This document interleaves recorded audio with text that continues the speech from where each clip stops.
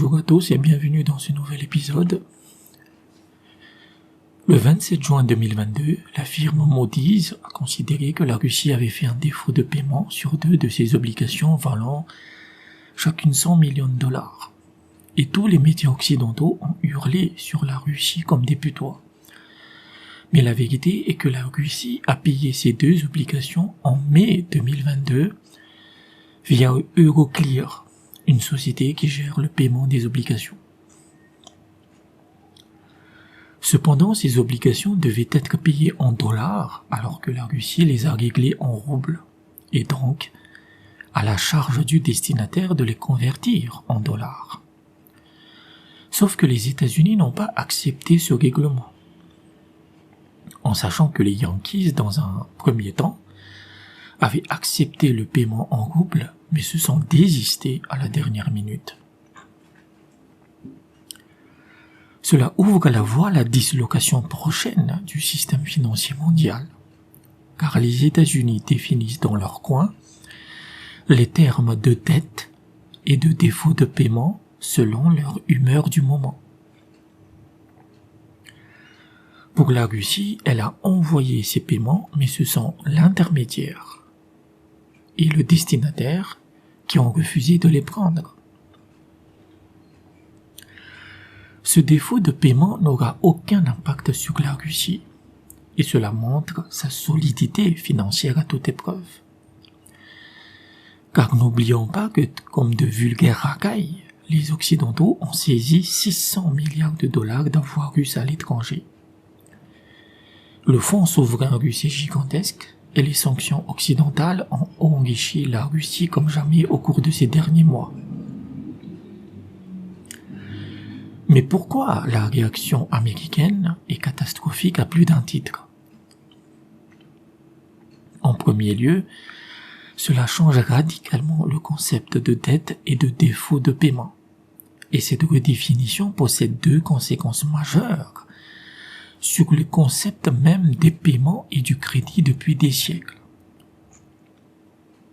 Ainsi, si je vous dois 1000 € et que je vous envoie cet argent, mais que de votre côté, vous considérez que vous n'avez pas reçu l'argent pour des motifs fallacieux, et que vous continuez à réclamer votre dette, cela signifie que vous êtes un vulgaire voleur, et vous considérez que l'endetté reste dans une dette permanente jusqu'à ce que vous décidiez du contraire.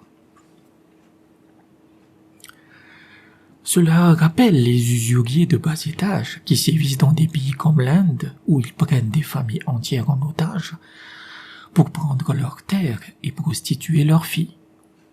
Ensuite, que devient l'argent qu'a envoyé la Russie à Euroclear? S'il est saisi, alors que cela signifie qu'on est carrément dans de la fraude ou du vol à grande échelle. Car l'intermédiaire qui est censé être le garant des paiements internationaux vient juste de se les mettre dans la poche. Évidemment, les litiges dans cette affaire vont pleuvoir comme de la grêle, mais cela pose aussi un problème.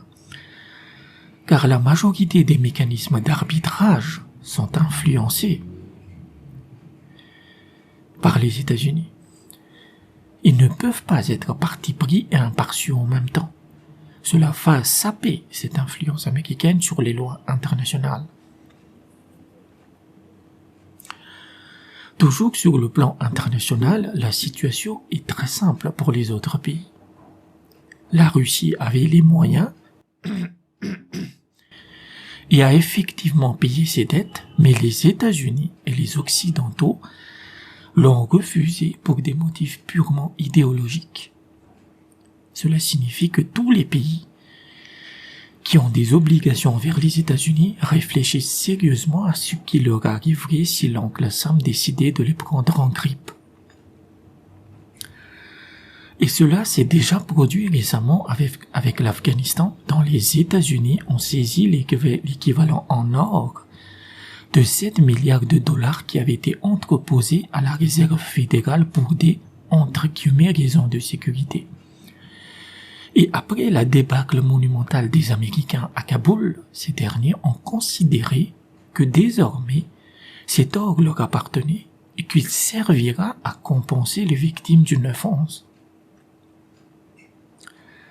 Sauf que Ben Laden était un Saoudien et non un Afghan, même si bon, vu l'illettrisme des Américains sur le reste du monde, cela reste des Arabes pour eux. À cause de cette saisie d'or totalement écœurante, le peuple afghan est aujourd'hui plongé dans la misère et la famine. Cela doit aussi faire réfléchir tous les pays qui ont de l'or et d'autres avoirs aux États-Unis.